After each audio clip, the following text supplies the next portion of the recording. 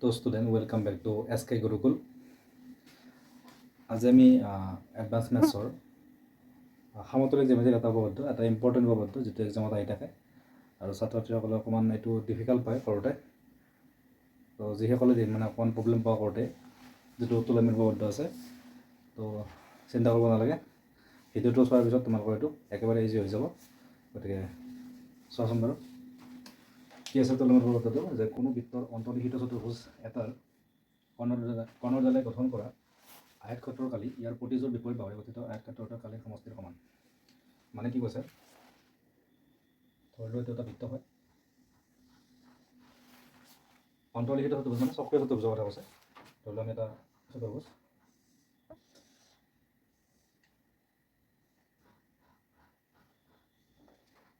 A B C D, okay. কৰ্ণৰডালে গঠন কৰা আয়তক্ষেত্ৰৰ কালি। আয়তক্ষেত্ৰৰ কালি বুলি ক'লে আয়তক্ষেত্ৰৰ কালিত সদায় দুটা বস্তু পূৰণ থাকে, যিহেতু দিশৰ প্ৰস্থ পূৰণ থাকে। গতিকে দুটা বস্তুৰ পূৰণফলক আমি আয়তক্ষেত্ৰৰ কালি হিচাপে প্ৰকাশ কৰিব পাৰোঁ, যিহেতু আয়তক্ষেত্ৰত কি পূৰণ থাকে, দিশ আৰু প্ৰস্থ পূৰণ থাকে। গতিকে যিকোনো দুটা বস্তুৰ পূৰণফলক আমি সেইটো এটা আয়তক্ষেত্ৰ হিচাপে আমি বুজাব পাৰোঁ। গতিকে ইয়াতে আয়তক্ষেত্ৰৰ কাৰণে কি দুটা বস্তু লৈছে, ইয়াৰে কৰ্ণৰ দুটা মানে AC আৰু BD দৈৰ্ঘ্য দুটা পূৰণ কৰিলে যিমান হয় সেইটো কৈছে যে BD আৰু AC কৰ্ণৰডাল লৈ গঠন কৰা আয়তক্ষেত্ৰৰ কালি। এই দুডাল কৰ্ণ লৈ গঠন কৰা আয়তক্ষেত্ৰৰ কালি ইকুৱেল টু কি বুলি কৈছে, প্ৰতিযোৰ বিপৰীত বাহুৰে গঠিত আয়তক্ষেত্ৰৰ কালিৰ সমষ্টিৰ সমান। প্ৰতিযোৰ বিপৰীত বাহু মানে কি কৈছে ইয়াতে, AB আৰু CD, মানে AB ইনটু CD, AB আৰু CD লৈ কিনে গঠন কৰা আয়তক্ষেত্ৰৰ কালি কি হ'ব, AB into CD। Next AD আৰু BC বাহু দুটা লৈ গঠন কৰা আয়তক্ষেত্ৰৰ কালি কি হ'ব, AD ইনটু BC। তো চোৱা সলিউশ্যনত আমি কি কৰিব, ধৰা হ'ল ABCD এটা চক্ৰীয় চতুৰ্ভুজ, অ'কে। প্ৰমাণ কৰিব লাগে যে AC ইনটু BD, মানে AC আৰু BD কৰ্ণৰডাল লৈ গঠন কৰা আয়তক্ষেত্ৰৰ কালি ইকুৱেল টু বিপৰীত বাহু দুটা লৈ গঠন কৰা আয়তক্ষেত্ৰৰ কালি AB লগত বিপৰীত বাহু কি আছে, CD। গতিকে AB ইনটু CD প্লাছ আন দুটা বিপৰীত বাহু লৈ গঠন কৰা আয়তক্ষেত্ৰৰ কালি। বিপৰীত বাহু কি কি আছে, AD আৰু BC।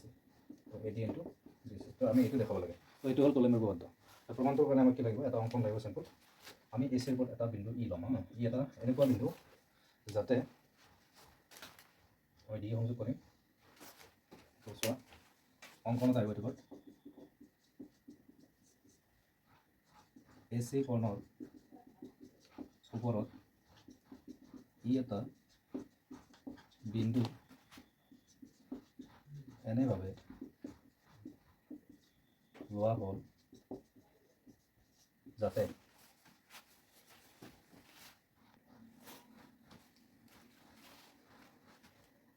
এনেভাৱে লোৱা হ'ল যাতে DE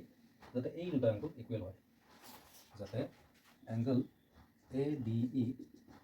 equal to angle BDC, এই দুটা এংগল ইকুৱেল হোৱাকৈ আমি ই পইণ্টটো AC কৰ্ণৰ ওপৰত ল'লোঁ, অ'কে। তো এতিয়া প্ৰমাণটো চোৱা।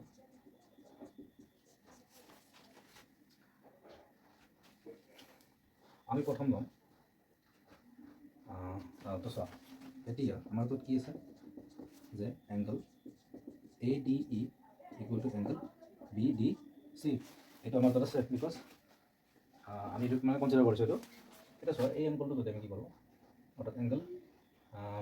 EDB, এই এংগলটো যদি দুটাত আমি এড কৰি দিওঁ তেতিয়া কি পাম চাওঁ বাৰু।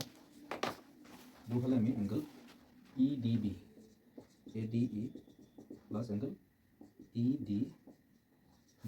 আমি প্লাছ কৰি দিম equal to angle BDC plus এইটো আকৌ ইফালে এড কৰি দিম, মানে দুফালে চেম এংগলটো আমি এড কৰি দিছোঁ। এড কৰি দিলে কি পাম চাওঁ, ADE plus EDB, ADE plus EDB আমি পাম টোটেল এংগল ADB, আমি পাম ADB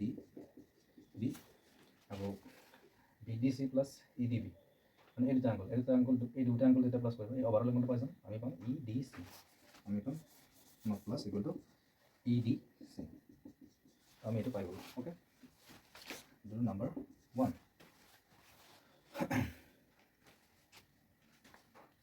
ADB পালোঁ আমি ইকুৱেল to the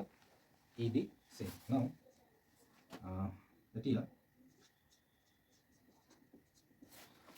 এতিয়া আমি কি পাওঁ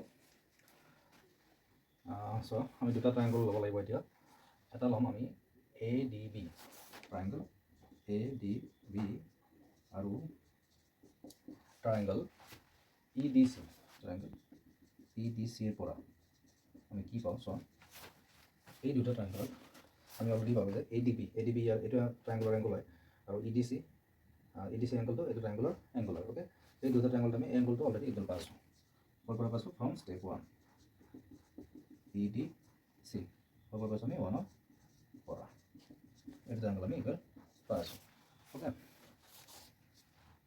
তোমালোকে ধৰিব পাৰিছা চাগে এই এংগলটো ইকুৱেল টু এই এংগলটো অ'কে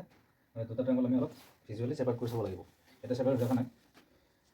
আমি ভিজুৱেলি মানে ছেপাৰেট কৰি চাব লাগিব তেতিয়া আমি বুজি পোৱাত ইজি হ'ব মানে যদি আমি ট্ৰাইংগলটো এনেকৈ লওঁ DAB আৰু এইটো ট্ৰাইংগলটো আমি লওঁ DEC এই এংগলটো আমাৰ ইকুৱেল আছে অ'কে নেক্সট চি এই দুটা ট্ৰাইংগলৰ এই এংগলটো ইকুৱেল কিয় কাৰণ একে বিত্তস্ত কোণ আমি জানিব পাইছোঁ যে একে বিত্তস্ত কোণবিলাক কি সমান আৰু এইটো লেচন আৰম্ভ কৰোঁতে আমাক দিয়া আছে যে একে বিত্তস্ত কোণবিলাক সমান অৰ্থাৎ এই দুটা কোণ কোনটো চাপৰ ওপৰত আছে এইটো এই চাপটোৰ ওপৰতে আছে অৰ্থাৎ AD চাপৰ ওপৰত আছে আৰু আমি পাওঁ কি এংগল এইটোৰ পৰা পাওঁ এংগল ABD আৰু এইটোৰ পৰা পাওঁ আমি এংগল DCE এংগল DCE যেটাতে আমি খবৰ একে বিত্তস্ত কোণ অ'কে আকৌ আমি কি পাওঁ এতিয়া চোৱা আমি জানো যে দুটা ত্ৰিভুজৰ যদি দুযোৰ এংগল ইকুৱেল হয় থাৰ্ড এংগল অভিয়াছলি কি হ'ব ইকুৱেল হ'ব গতিকে শেষৰ এংগল কি থাকিল বাকী এই দুটা এংগলৰ DAB or BAD equal to the third angle of this one DEC এইটো আমি তৃতীয় কোণ হিচাপে সমান লিখিব পাৰোঁ তৃতীয়যোৰ কোণ অ'কে দুটা ত্ৰিভুজ কমপ্লিট হ'ল গতিকে ট্ৰাইংগল ADB সদৃশ triangle EDC AA or AAA সাদৃশ্য চৰ্ত মতে এটা যদি সদৃশ হয় দুটা সদৃশ ত্ৰিভুজৰ অনুৰূপ বাহুৰ অনুপাতবিলাক সমান গতিকে আমি ইয়াৰ পৰা কি লিখিব পাৰোঁ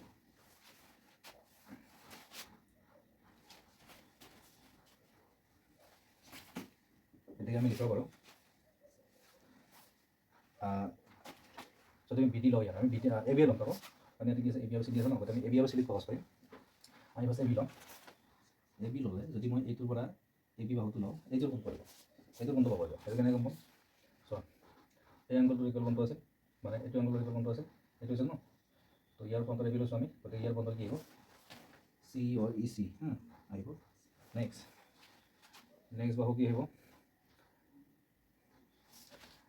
AB ল'লোঁ তো আমি BD লওঁ এইটো BD ল'লে এইটো এংগলৰ ইকুৱেল আহিল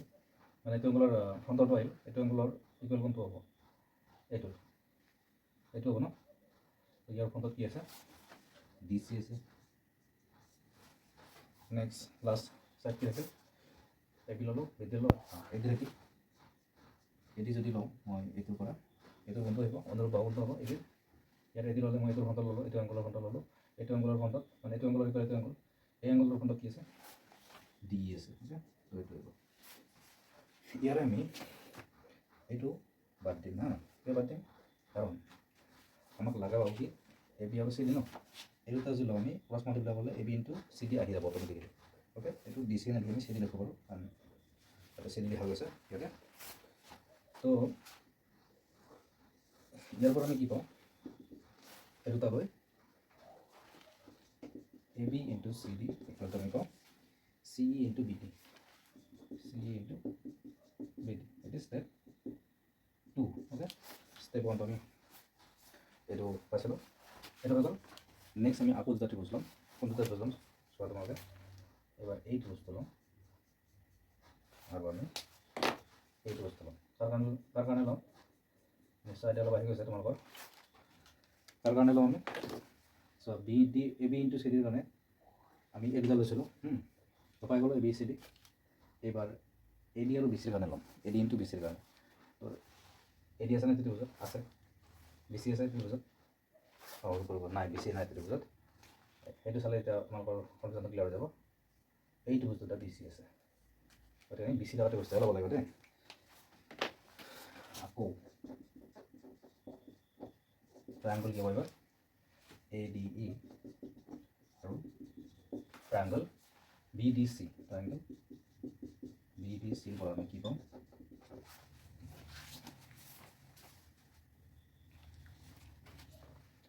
angle ADE equal to angle BDC কেনেকৈ সমান এইটো ধৰা গৈছে এইটো প্ৰদত্ত বুলি দিব পাৰোঁ আমি ধৰক যেনে লোৱা গৈছে ইকুৱেল বুলি ইয়াতে মানে এইটো সেনেকৈ লৈছিলোঁ আমি যাতে এইটো এংগল ইকুৱেল হয় নেক্সট আৰু কি সমান পাওঁ আমি চোৱা এই এংগলটো আৰু এই এংগলটো ইকুৱেল কাৰণ একে বিধ্বস্ত কোণ দেখিছে মানে DC চাপৰ ওপৰতে আছে এইটো এইটো অ'কে তো একে বিধ্বস্ত কোণবিলাক সমান আমি জানো এইটো মানে এই দুটা পইণ্টতে যদি আমি বেলেগ এংগল ড্ৰ কৰোঁ যিমান এংগল ড্ৰ কৰোঁ গোটেইবিলাক সমান হয় এইবিলাক চব এংগল ইকুৱেল হ'ব কাৰণ আমি এই দুটা পইণ্টলৈ কি কৰিছোঁ ড্ৰ কৰিছোঁ অ'কে তো একে বিধ্বস্ত কোণবিলাক সমান গতিকে এইটোৰ কি হ'ব angle DAE equal to angle CBD একে বিধ্বস্ত কোণ তো থাৰ্ড এংগলটো ইকুৱেল হয় অবভিয়াছলি তুমি লিখিলেও লিখিব পাৰোঁ নিলিখিলেও কথা নাই লিখিলেতো ভাল বাৰু এটাকে এংগল থাৰ্ড এংগল কি থাকিল বাকী থাকিল ইয়াতে থাকিল AED আৰু ইয়াতে থাকিল BCD আমি লিখিব পাৰোঁ তৃতীয় জোৰ কোণ ওকে আগৰটো নিচিনা চেণ্টেচন গতিকে তিনিজন সমান পালোঁ আমি তিনিজন সমান পৰিছে নেকি লিখিব পাৰোঁ এইটো এটা ট্ৰায়াংগল সদৃশ বুলি লিখিব পাৰোঁ আমি ট্ৰায়াংগল ADE সদৃশ ট্ৰায়াংগল BDC কি চৰ্তৰ মতে AA or AAA সাদৃশ্য চৰ্তৰ মতে তো সদৃশ হ'লে কি হয় আগৰটো নিচিনাই অনুপাত বেলেগ কি হ'ব সমান হ'ব গতিকে আমি অনুপাতত কোনকেইটা ভাগ ফ'কাছ কৰিম অভিয়াছলি AD আৰু BC ফ'কাছ কৰিম আমি চিধাই AD ল'ম ডাইৰেক্ট AD ল'লোঁ এইটো মানে AD ল'লোঁ এইটো কোনটো আহিব AD ল'লে এইটো যদি মই AD লওঁ AD আহিল এইটো এংগলৰ ফ্ৰণ্টৰ হা তো এই এংগলটো দিব লাগিব ইয়াতে কোনটো আছে AD আমি এইটো পাইছিলোঁ ওকে তো ইয়াৰ ফ্ৰণ্টত কি হ'ব BD নেক্সট আমাক কি লাগে BC লাগে ন তলত BC আনো কাৰণ BCটো এইটো হয় ন তো এইটোখিনি আমি তলত ৰাখিছোঁ তো BC যদি আনো মই এইটোৰ ইয়াৰ ফ্ৰণ্টৰ আহিল ইয়াৰ ফ্ৰণ্টৰ আকৌ মানে ইয়াৰ ইকুৱেল এংগল আছে এইটো ইয়াৰ ফ্ৰণ্টৰ আকৌ আছে এই তো এই আহিব তো থাৰ্ড ছাইড কি থাকিল ইয়াৰে AD এই লোৱা গ'ল DE থাকিল তো DE বা কি আহিব ইয়াৰে নলা ছাইডটো কি থাকিল বা DE যদি লয় এইটো এংগলৰ ফ্ৰণ্টত লৈছোঁ এইটো এংগলৰ ফ্ৰণ্টত আছে DC কিন্তু ইয়াতো আমি এটা বাদ দিম এই তিনিটাৰ এটা আমি বাদ দিম তিনিটা অনুপাতৰ কোন দুটা ল'ম য'ত আমাৰ AD আৰু BC ইনটু আহে চ' AD আৰু BC ইনটু আহিব এই দুটাত গতিকে আমি এইটো বাদ দিম এইটো নালাগে নলওঁ তো আমি এই দুটাৰ পৰা কি পাম AD into BC equal to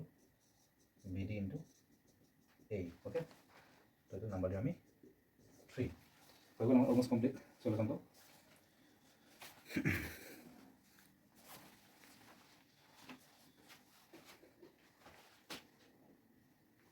তোমাক কুৱেশ্যনটো মুছি দিওঁ বাৰু এতিয়া আমি কি কৰিম চোৱা এইটো টাৰ্ম আৰু এইটো টাৰ্মৰ মাজত ৰিলেশ্যন কি আছে প্লাছ আছে গতিকে আমি কি কৰিম